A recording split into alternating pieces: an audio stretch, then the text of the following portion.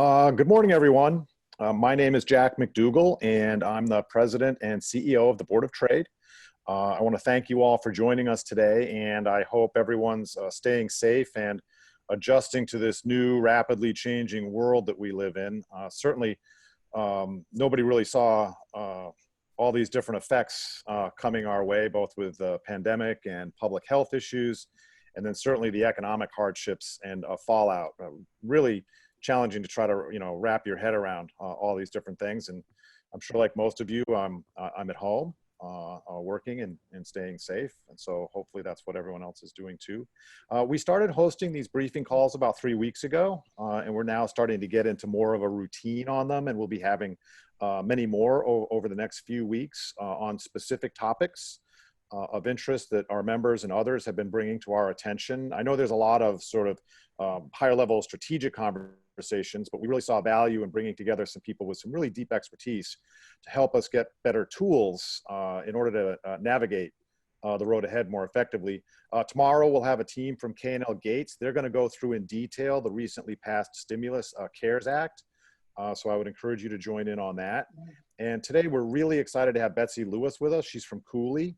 She's going to do a deep dive into what employers need to know in navigating through the COVID-19 crisis.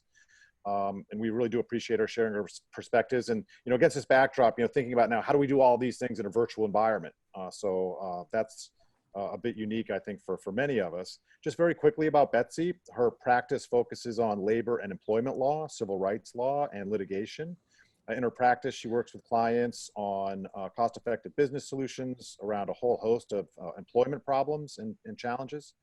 She works on issues from compliance with employment laws, managing difficult employees, developing and implementing personnel practices, procedures, due diligence for IPOs, mergers and acquisitions, compensation packages, employment and non-compete agreements, discrimination complaints, and so many other things. And again, how do we do this now with virtual teams, working with, difficult employees, and, how do you manage some of these processes? So very much looking forward to this conversation. If you have any questions, please send them in through chat, and we'll try to get to those as we go forward as well. And so with that, let me turn it over to Betsy. And Betsy, thank you so much for joining us today. Thank you, Jack, and it's my pleasure. So we're going to dive into some of the issues for employers. There are going to be aspects of your business that are going to be outside the scope of this presentation. I will try to cover as much as I can that relates to actually managing the employment process within a company. And if you have questions, you can submit them via the chat function. Jessica Shahadi from the Board of Trade will interrupt me if it's something that she thinks needs to be answered in the context of the presentation. Otherwise, if we have time at the end, we'll get to some more of your questions. So we're going to start with talking about, kind of operational issues. So the first question that many businesses have is, okay, who is an essential person to our business? And what is an essential function? And the first thing you're going to want to do is determine that from a business perspective. And then you're going to want to check it against the executive orders in your jurisdiction to make sure that how you are planning to operate works within the context of what that jurisdiction's order requires. And as many of you know, that's a changing landscape on almost a daily basis. So note that there's no way to understand this except on a case-by-case basis. There's no broad rule that we can apply here. We've got to look specifically at who's an essential person and why, and how that fits into the executive order. So I can't answer questions about, is this person essential or is that person essential on this call, but merely to say, you've got to first determine what is essential from your business perspective, and then compare that to what the executive order says. If people are essential, then we have to ask the question of what OSHA's general duty clause requires in terms of providing a safe workplace for those people. So some businesses have specific OSHA requirements that apply to them. For example, in healthcare, you have to comply with OSHA's regulations that regulate bloodborne pathogens. We're not going to get into specific OSHA rules for specific businesses here. We're simply going to talk about the idea of providing a clean workspace. So first of all, the place where you're asking people to work, if it is your facility, needs to be clean. If they're working in your facility and it's clean, you might still want to require them to wear a mask and gloves. And certainly if they're going into other people's facilities, homes, etc., you want to require a mask and gloves to make sure that they are protected. And sometimes it's hard to get masks and gloves, but I think it's something that you want to think about in terms of the safety of your workforce. And you also want to provide for social distancing. So if people are needing to come into your office, you want to make sure that there are not too many of them in a small space and that there are not too many of them at the same time. So what if an employee is someone you consider essential and you need to have that person working and they refuse to work? They say, I don't think this is safe, I don't want to work. So the first thing to do is to talk to the employee about what might change that, what you could do to make the workplace more safe. If they still are refusing to work, then you want to consider what leave is available to them on a paid basis that they can take. And then if they still don't want to work, then I think you want to consider unpaid leave for them. I would be hesitant to terminate somebody under those circumstances. I think it's better to put them on unpaid leave until they're willing to return to work. In extreme circumstances, you may find that you have to let the person go because it's an absolutely essential function and you've got to have somebody else doing it, but hopefully those are few and far between. So what if an employee who is working for you gets the virus and comes to you and says, I think I caught this virus because you made me work or because I've been working?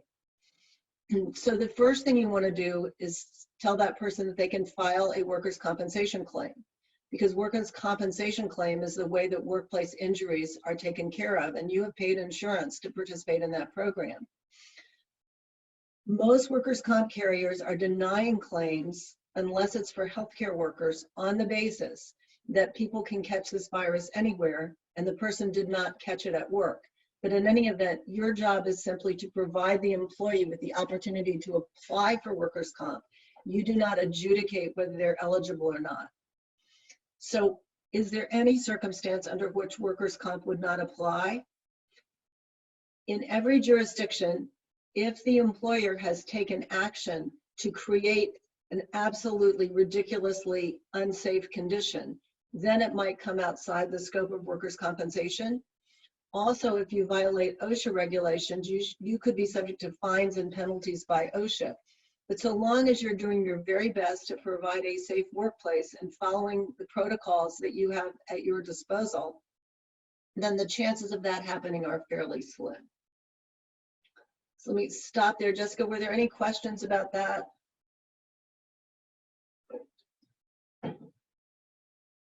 No, there are no questions in the chat box at this time. Okay, so let's move on to what can an employer communicate about an employee who is ill, who is exposed to the virus and quarantining, or who is known to have the virus. So the first rule is that you can communicate anonymously with people who may have potentially been exposed, and you can communicate specifically, again on an anonymous basis, to people who you think are particularly at risk for having been exposed.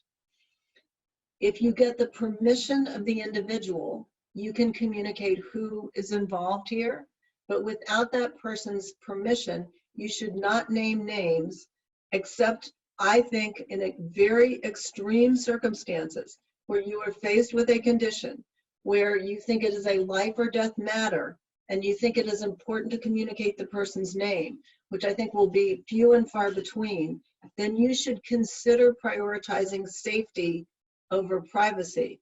But in that circumstance, you should seek counsel before you make that decision, because privacy laws are different from one jurisdiction to another. And you want to make sure, first of all, that you really think it's an extreme enough circumstance that you might have to prioritize safety over privacy, and then you still want to talk to a lawyer before you would move forward. So now I'm going to shift to remote work. So the first thing you need to think about is how you can facilitate remote work for people. And I think it's important not to be stingy here about what someone needs. The notion of making an employee set up their own home office in order to work remotely is probably not reasonable under the circumstances. And we've had requests for standing desks and for special equipment of various kinds by employees of some of our clients. And for the most part, you want to try to comply with those. There is an argument that if the employee already has a home office that they're using for personal purposes and they need a standing desk for their own use, then the employer shouldn't have to provide it. But given the circumstances here, it's probably best to err on the side of providing whatever equipment they're asking for. The other question that comes up fairly regularly is, I have some employees who are great workers and I would be happy to have them work remotely. But there are other employees who I don't trust or who aren't very good workers, and I think it might be a problem to have those people working remotely. I think the best thing to do here is not at the outset make a distinction between good employees and bad employees, particularly if there's not pretty good evidence in writing that's been communicated to the employee about the fact that they're not performing well. I mean, if you have someone who's already on a performance improvement plan or otherwise in a disciplinary or performance management program, then possibly that is a person you say can't work at home. But for the most part, the way you want to manage this difference between good employees and bad employees is to set very clear guidelines for what's expected of the employees. So what metrics are expected? What performance, what production is expected? What communication is expected? When are they expected to be online and available for questions and answers? And then hold people's feet to the fire in terms of meeting those standards, so that you have a rational basis for telling people, you know what, we gave you the right to work remotely, but your work is coming in late, it's not properly finished, you're not available for questions and answers. So, you know, we've decided that we can't continue to employ you in this way. That way you have a basis for making the decision other than just an arbitrary line in the sand at the beginning. So speaking of work hours and being available, one of the things that I would encourage you to do is to be flexible with respect to work hours. If somebody can get their work done well by working off hours because they're trying to juggle childcare, I would definitely consider letting them do that, because they will be more productive if they can work when it suits them. Now, there's some people who are answering customer inquiries who have to work when the customers are calling. And so you have to think about what the person's function is and whether it really allows itself to flexible hours. But I think to the extent to which you can allow flexible hours is going to be very helpful. And that my final thing that I wanted to note about remote employees is communicate, communicate, communicate. The more you stay in touch with people, the more you check in with them about work, about their personal lives, the more you connect people during this time, the better off your workforce will be and the more productive. So let me stop there again. Jessica, are there any questions? No submitted questions at this time. Thank you. Okay, the next topic I wanted to cover is salary reductions. So if you are thinking about reducing salaries, the first thing you want to do is check offer letters and contracts to see if there are any restrictions on your ability to do that. So in some executive agreements, if you reduce someone's salary without their permission, they can quit and get a certain amount of severance pay because you've reduced their salary. If the employee is at will, and the employee says, my offer letter says my salary is $350,000 a year, you can't reduce it because we have an agreement in our offer letter that that's my salary. First of all, the offer letter, if it's countersigned, is in fact a contract, and it is potentially enforceable. However, most of these offer letters say that the employee is employed at will. And so a good question to ask the employee is, would you rather be terminated?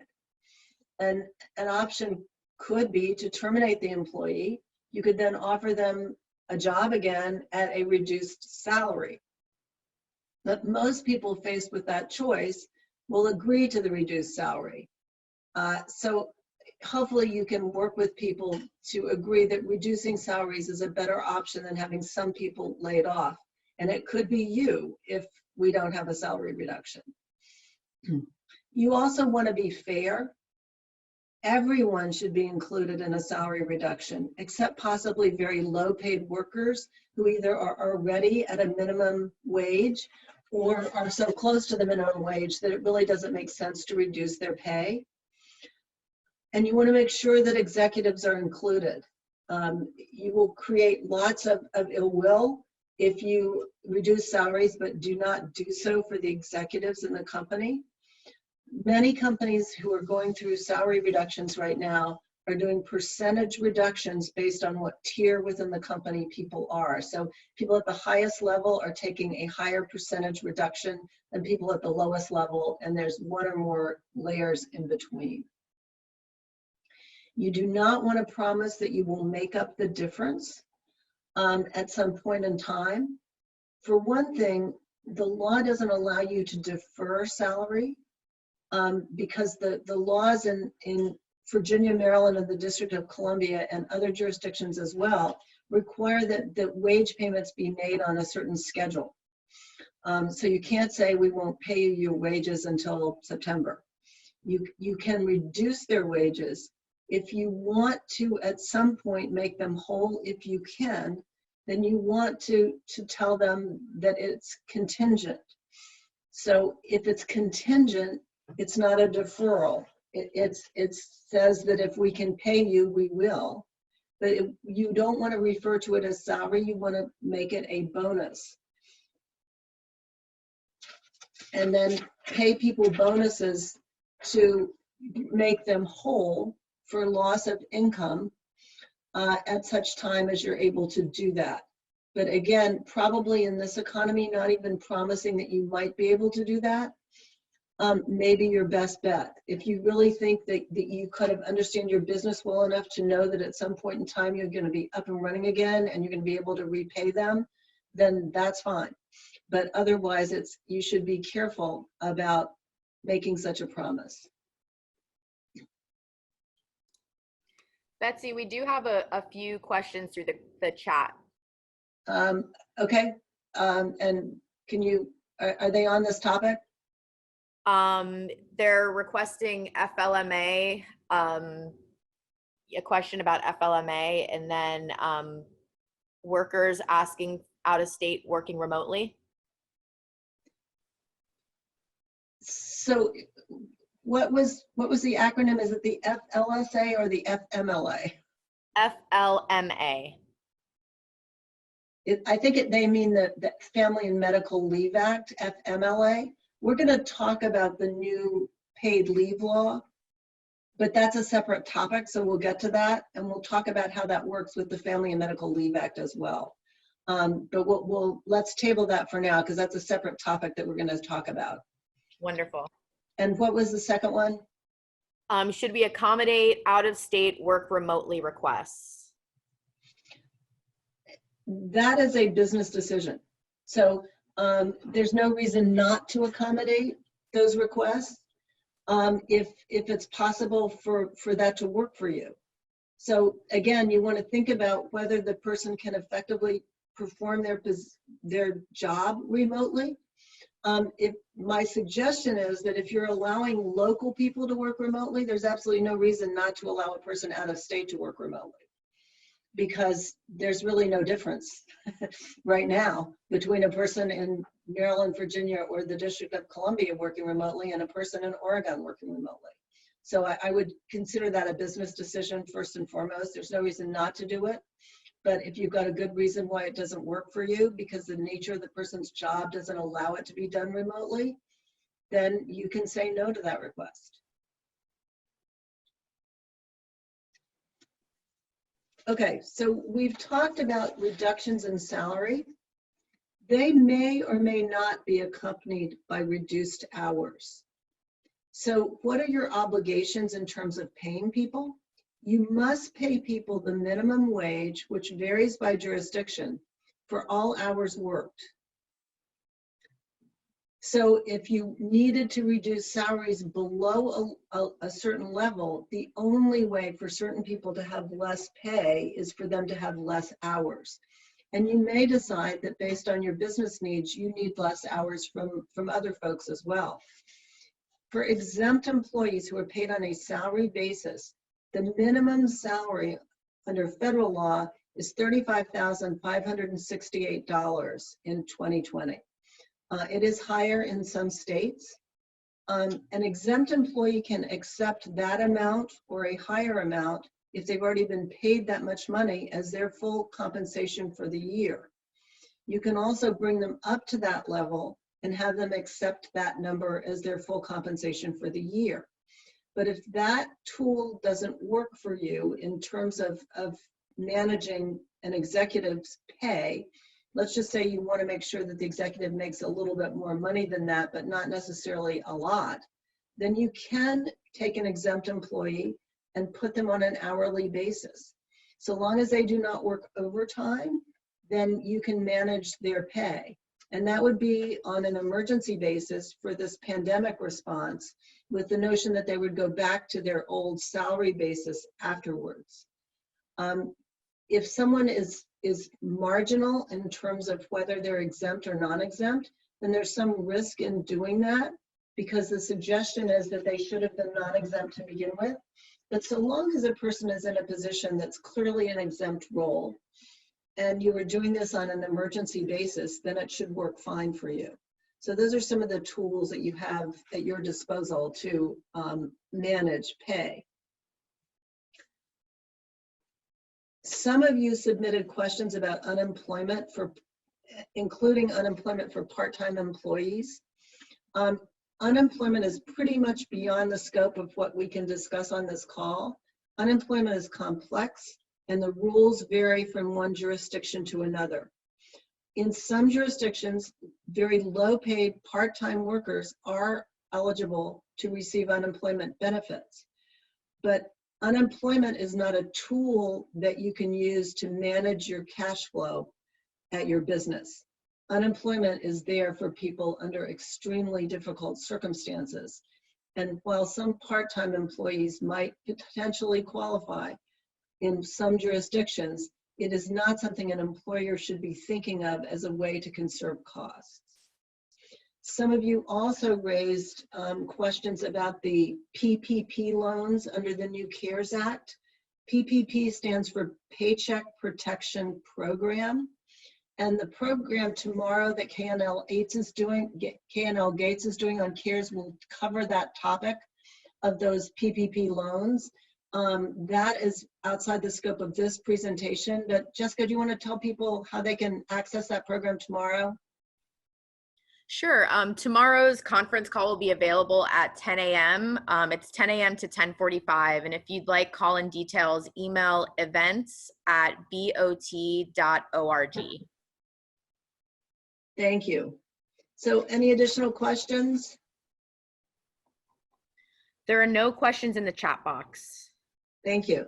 So we're now going to move to talking about furloughs and layoffs and terminations. So the terminology here is confusing because the word layoff is used sometimes to refer to a furlough, which is a temporary non-working status for people who are otherwise employees. And sometimes it's used to refer to a termination for lack of work. On this call, we're going to use the term furlough to mean a temporary lack of work. And we're going to use the term layoff to mean termination for lack of work. So how are the two different? A furlough has the same effect as termination with two exceptions. The first is the message to the employee is we want you back and we will bring you back when we reopen or rebuild our business. That does not mean that you cannot have a qualifier in a furlough letter that says we right now expect to bring you back, and here's when we expect to bring you back. But you need to know that we may need to terminate you at some point in time, and we may need to extend this furlough, or we may need to call you back early.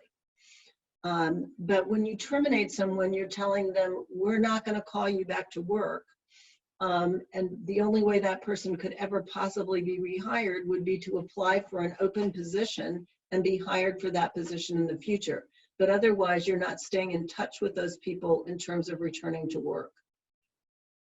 Furloughed employees, like terminated employees, are eligible for unemployment compensation because they are not working. They also may have a different treatment in terms of staying in benefit plans. Some employers are not aware of the fact that it is not a choice to keep people in benefit plans.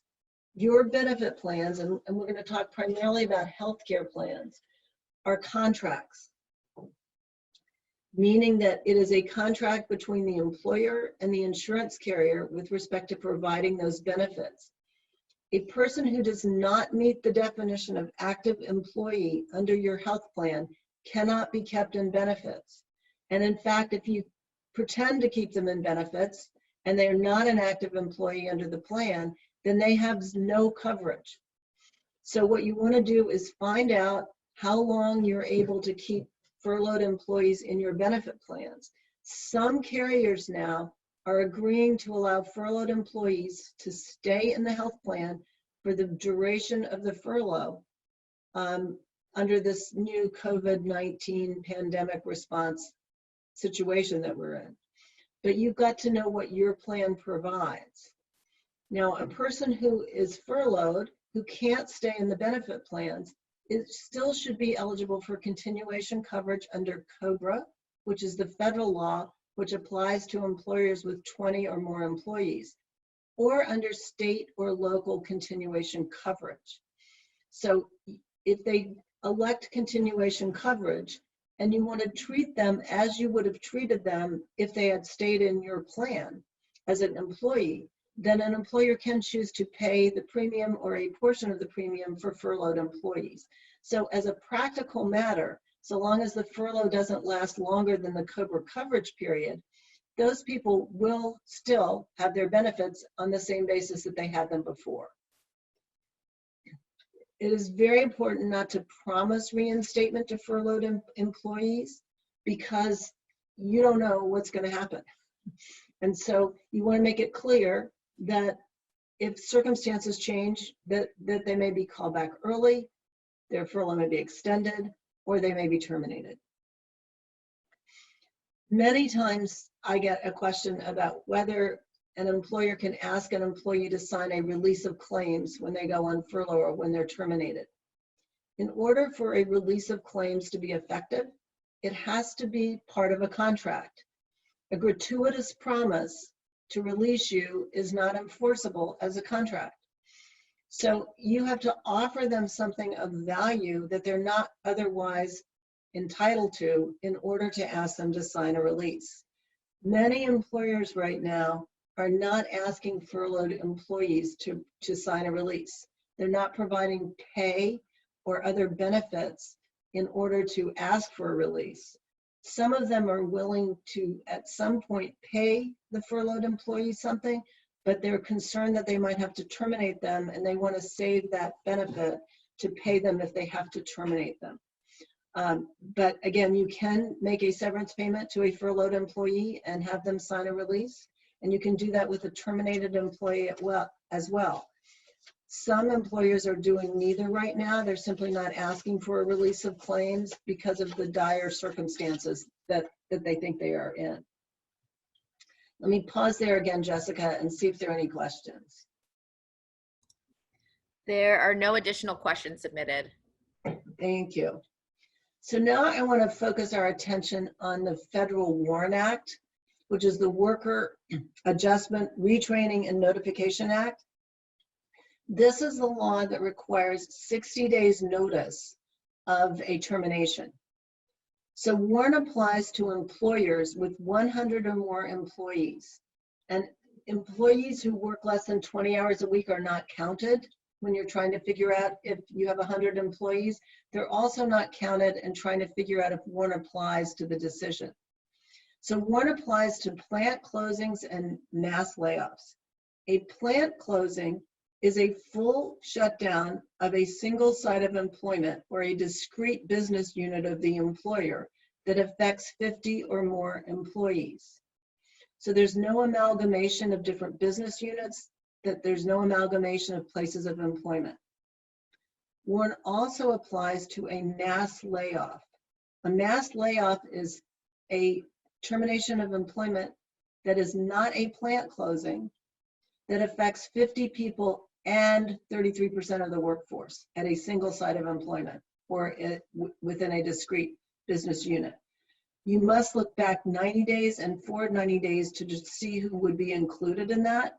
Someone who was terminated for performance 60 days ago is not included. It's people who were let go as part of a reduction in force.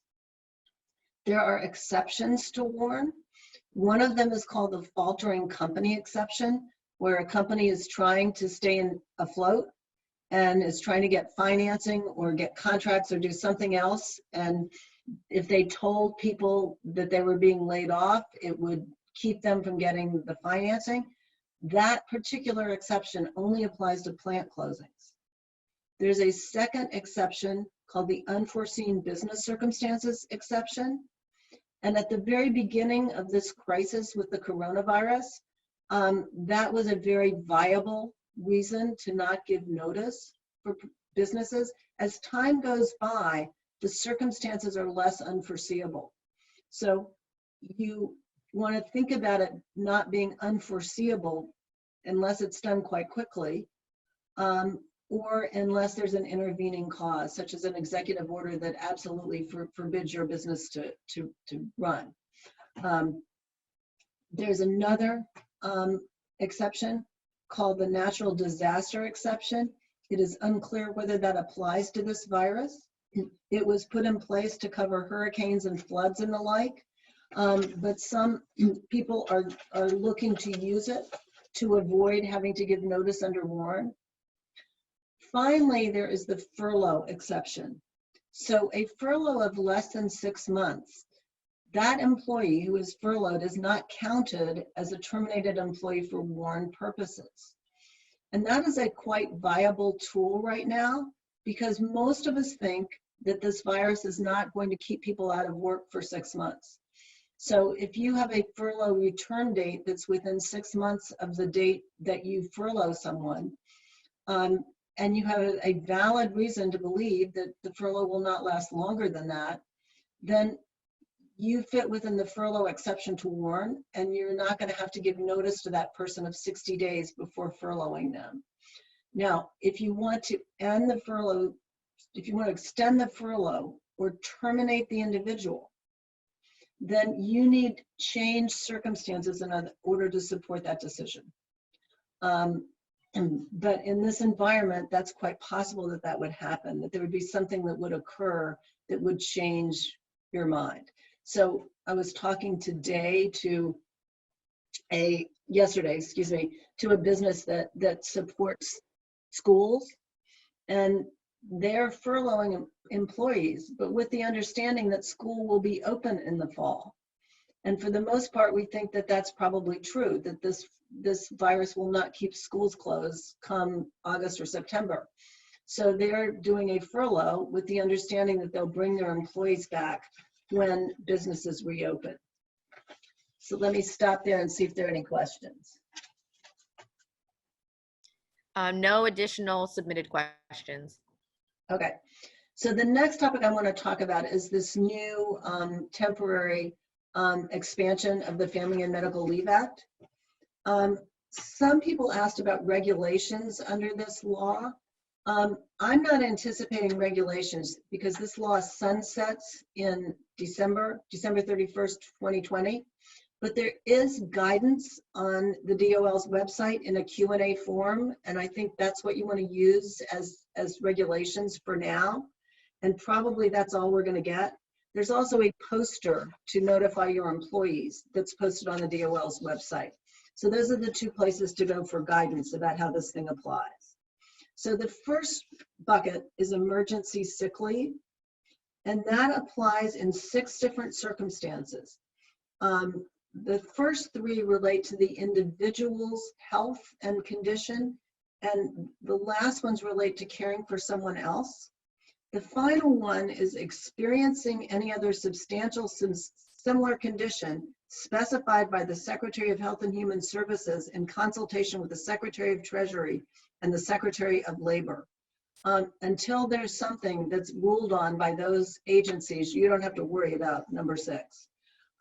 So if the reason for the leave is the employee's health, which is that they're subject to an isolation order, they're subject to a self-quarantine order, or they have symptoms of COVID-19, then they get paid for up to 80 hours of leave at $511 a day. That's the maximum pay under the law. If you pay more than that, that is fine, but you will not get reimbursed for it. So you actually get a tax credit for these payments. When you submit your payroll taxes, you take a tax credit against the amount of your payroll taxes. If that doesn't cover it, Treasury will write you a check. So this leave is meant to be at no cost to you. If the reason for the leave is to care for another person, it's $200 a day maximum. The 80 hours is prorated for people who work less than 40 hours a week, and it is not extended for people who work more than that. So the maximum is a total of 80 hours paid, and that could be 50 hours one week and 30 another. But the maximum is 80 hours, and it would be less than that for people who don't work a 40-hour work week. There is also a separate portion of the law that provides 12 weeks of childcare leave, and it applies to someone who's caring for a child because of closed schools, daycare, or the unavailability of a caregiver. That is $200 a day. The first 2 weeks of it are unpaid, but you can use either the employer's paid leave or the 80 hours that I just mentioned to cover that initial 2-week period. After that, it is $200 a day for up to 12 weeks of leave. And that can be used on an intermittent basis in order to allow someone to switch off childcare with a spouse or some other reason. There is a lot of detail about this law in terms of how it might protect you. So one thing to know, though, is someone who is furloughed and who you do not need to work or you're about to furlough is not eligible for this leave. And you have to certify to the government that the person is eligible in order to get this tax credit. So you don't want to tell somebody, well, I was going to furlough you, but I'll let you take the leave and I'll furlough you at the end of that. I think the government will think that they shouldn't be paying the employee at all. So you're going to want to be careful with that. So I'm going to stop there. We have about 5 more minutes if people have questions. Feel free to submit questions via the chat on the right-hand side of your screen.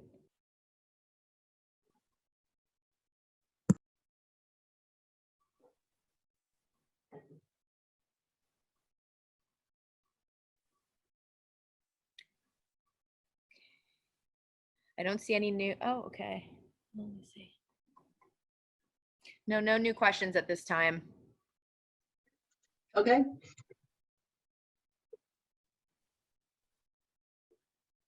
It is almost 10:45, so if there are no further questions, I think we'll wrap here. I mean, 11:45, Oh, sorry. I'm sorry. We have a question that just came in. Okay. What are immediate next steps for exploring pay decrease with employer?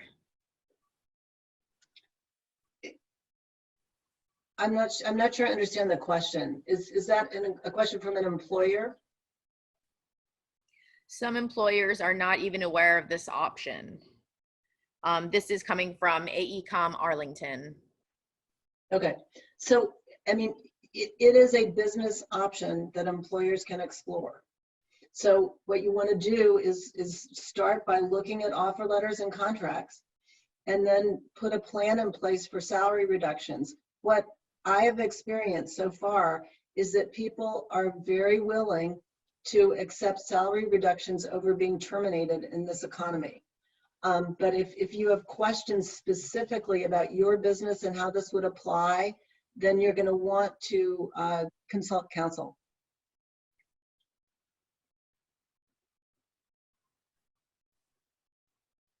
Any additional questions?